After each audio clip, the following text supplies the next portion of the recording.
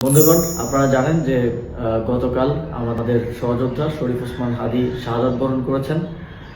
পুরো বাংলাদেশের মানুষ আজ শোকাহত এবং তারা শরীফ ওসমান হাদীকে যারা হত্যা করেছে তাদের বিচার চায়। আমরাও এই বিচার চাই এবং আমরা ইতিমধ্যেই দাবি করেছি যত দ্রুত সম্ভব শরীফ ওসমান হাদীকে যারা গুলি করে হত্যা করেছে তাদেরকে বাংলাদেশের কাছে হস্তান্তর করতে হবে এবং তাদের বিচার নিশ্চিত করতে হবে এবং এই ধরনের ঘটনা যেন আর কখনোই না ঘটে সেটা সরকারকে অবশ্যই নিশ্চিত করতে হবে। একই সাথে আমরা দেখেছি আজ সারা দেশে মানুষ ওসমান হাদীর জন্য নেমে এসেছে।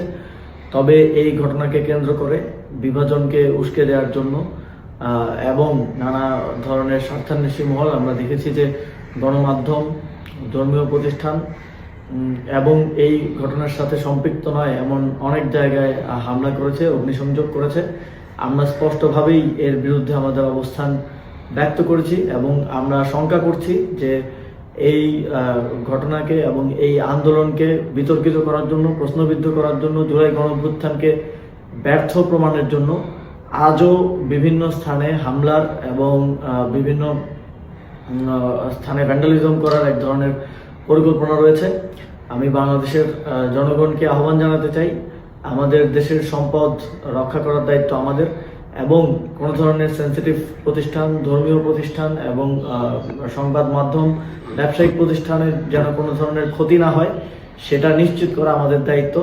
আগামীকাল এই ধরনের সকল প্রতিষ্ঠানকে নিরাপত্তা দেওয়ার জন্য সবাই সতর্ক থাকবেন এবং অবশ্যই সতর্ক থাকবেন যেন আমার প্রতিবাদ মিছিল, ন্যায় বিচার চাওয়ার জন্য যে মিছিল, সেই মিছিলকে কেউ ভিন্ন দিকে ডাইভার্ট করতে না পারে, সেই মিছিল থেকে কেউ কোনো ধরনের অনাকাঙ্ক্ষিত পরিস্থিতি সৃষ্টি করতে না পারে।